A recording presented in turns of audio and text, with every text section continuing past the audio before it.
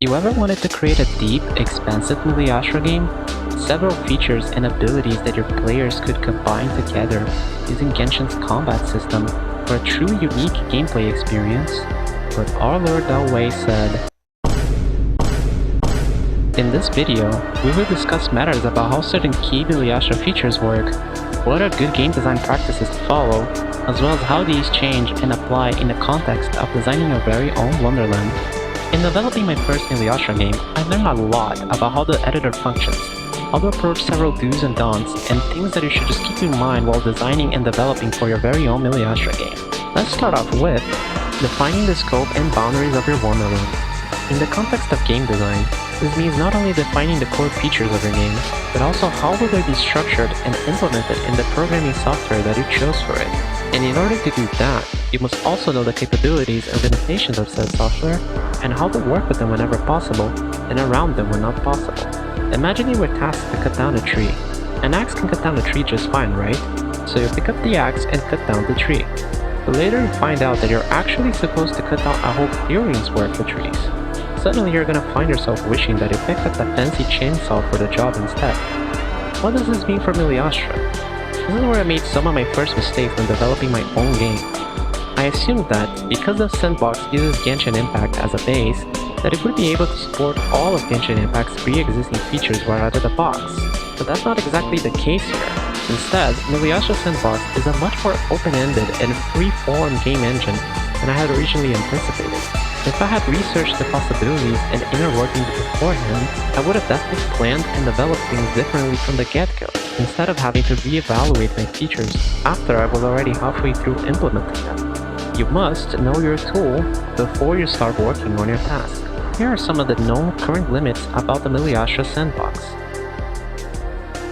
This list was compiled by several dedicated Miliastra developers over the official Creator Found Discord server, which you should absolutely join if you plan on creating your own Wonderland.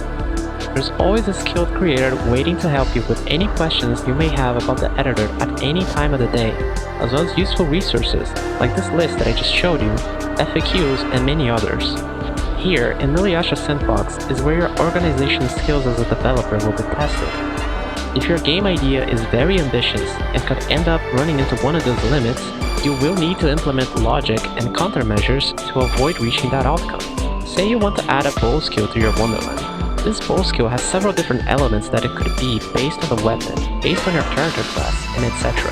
Instead of creating several arrow local projectiles, you could create one server prefab with the intended bullet behavior. Local projectiles and server prefabs both occupy one prefab ID slot either way, so having these projectiles be created via local server signals and having them mount VFX on themselves, as well as activate different ability units based on the element that they should be when used by that character or weapon, can end up being less costly on your prefab slots. Similar logic can be applied to skills with similar behavior between each other for the same purpose. You also gain an advantage for creating your projectiles as server prefabs and not local projectiles. They become reusable. If you wanted enemies to be able to spawn these projectiles as well, you could do so easily if they're server prefabs, but you cannot do the same if they're local projectiles. Another example would be when configuring items and loot. Items occupy configuration ID slots, meaning one could create many items before running into any Miliastra limitations. However, a loot configuration does use a prefab ID, meaning it occupies a precious prefab slot in your game. Now, obviously, if your intended gameplay actually requires loot components to deliver certain resources or items to your players, then you will have to sacrifice some of your slots to those loot configurations. But you could also create more generalized loot appearances for each category of loot, instead of creating a unique appearance for every item that will be acquired via loot, and save up on prefab slots that way too.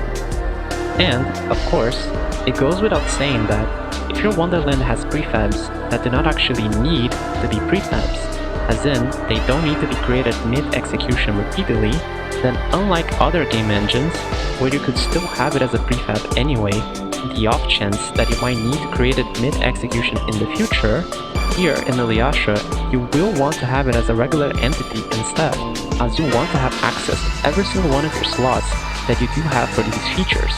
in case your Wonderland expands past the initial scope.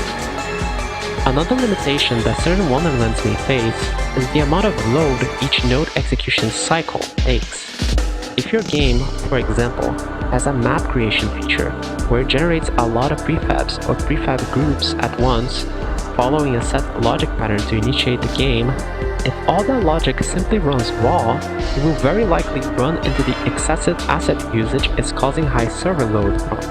That causes you to be returned to the editor if you're in test mode, or outright sends players back to the lobby if it happens in a game that is being played on the live server. This is because the amount of load required to run all of those functions at once was too high, and the execution of the logic cycle took longer to be processed by the server than what Miliastra has set as acceptable. Therefore, terminating the game entirely to avoid server sting or possible infinite loading cycles that bypass your internal logic for identifying those. The features that experienced creators use to avoid running into this problem are the usage of structs, signal chains, and recursive signals to separate the execution logic across several cycles and avoid overloading any one cycle in particular. Using different entities to handle each part of the execution logic may also be needed in some extreme scenarios as well.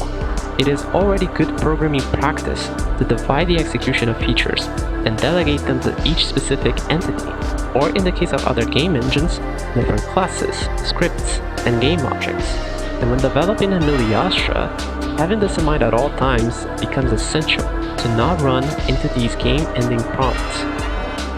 However, logic partition and separation may not always be so obvious or immediate. Certain nodes can only run on certain entities. There are nodes that are exclusive to the stage entity, and some that must run on characters or players specifically in order to function. And while we could simply have them where they need to be, because of the limitation of 10 node graphs per entity, we end up in a sticky situation once again. Do you go with the usual practice of separating all of your node logic chains into individual node graphs for easier readability, but risk actually running into the limit if your game expands past the initial scope? Or do you turn all of your node graphs into spaghetti webs, crossing and turning, piling nodes on top of each other, all so that they can be in the same gigantic node graph to save up on your graph slots? This is where the secret third option reveals itself: forwarding event. This singular powerful node can solve both issues at once. By using forwarding event, you can essentially give any entity of your choosing the ability to listen for a specific event node, even if they wouldn't be able to normally.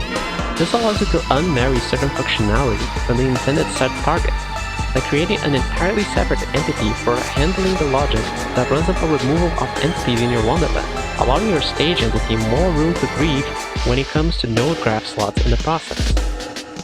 We could talk about the specificity of certain Miliastra features for hours.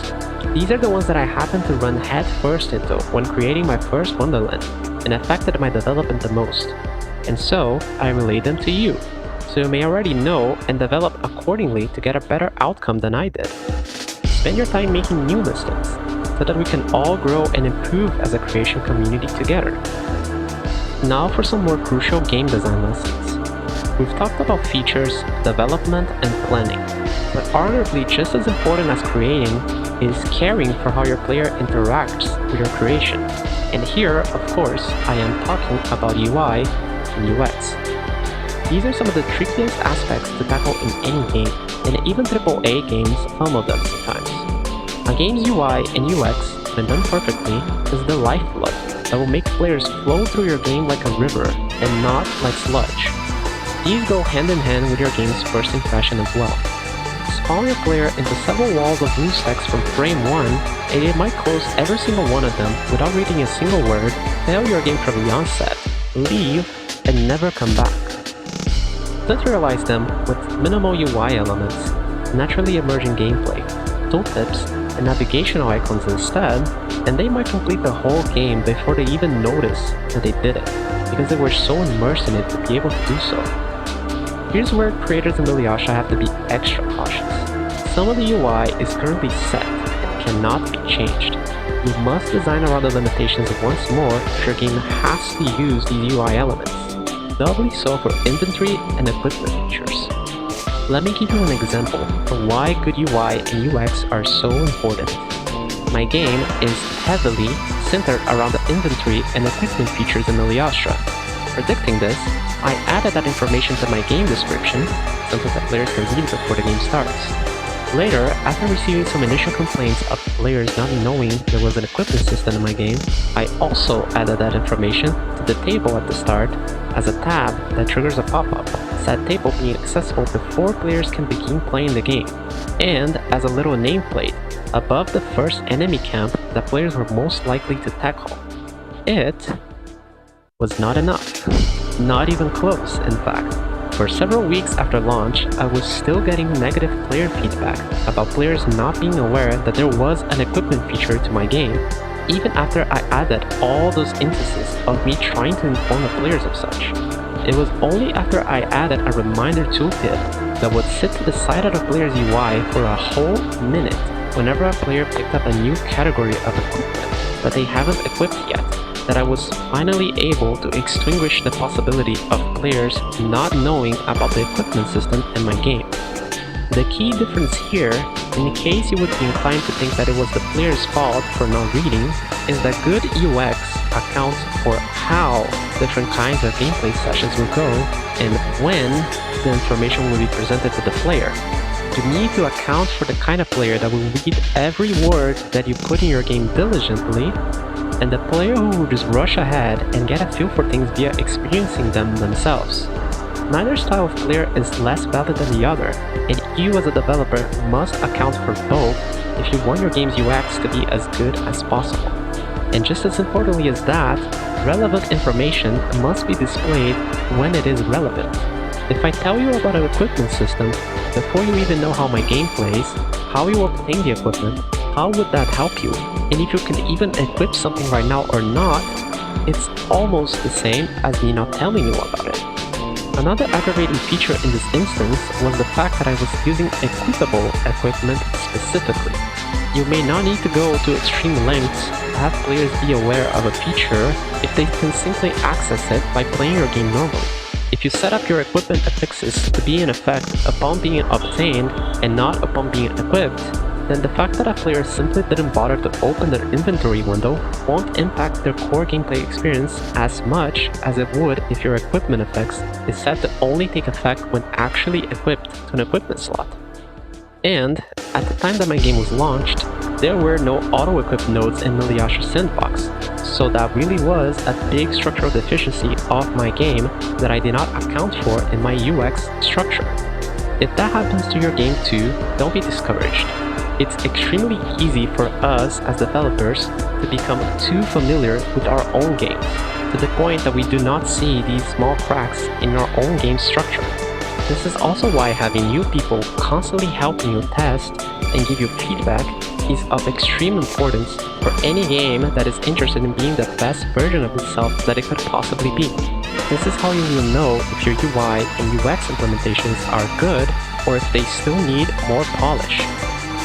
And this is where I would like to remind you about the official Miliastra Creator Front server, as it has several different players that are willing to help you playtest your game in order to help you identify the structural issues that your game might have, and that you should absolutely join in order to gain access to these people as well as other benefits.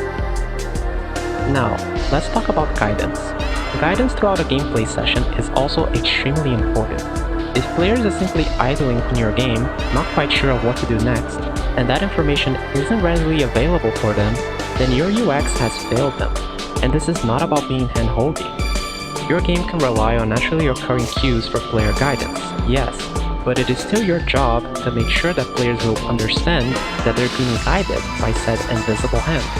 And if your game is not built around that, then you need to give extra attention to the concept of guidance, while still following the rules of how and when to guide them. You, as a developer of the game, may know how to proceed at any given moment, but if your players aren't being properly informed, then they simply won't be able to complete your game.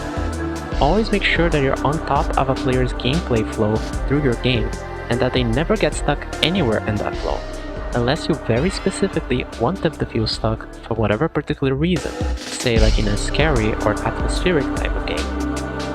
In the context of Miliastra, empty nameplates with navigational icons are perfect for more direct player guidance. You can create two nameplates, one with a navigational icon and a second one that is truly empty, and alternate between the two via node grabs, or when you want to show your players something and when it is no longer relevant.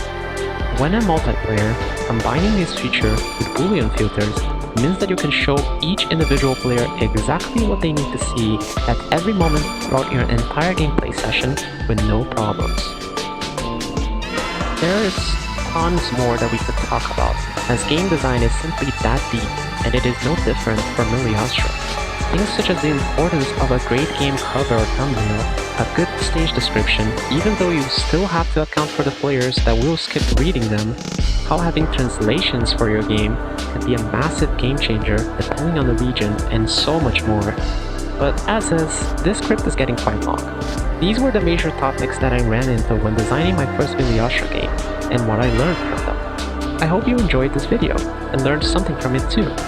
Make sure to join the official Creator Front server if you plan on becoming a Miliastra craftsperson, and I hope to see how your first Wonderland turn out soon too.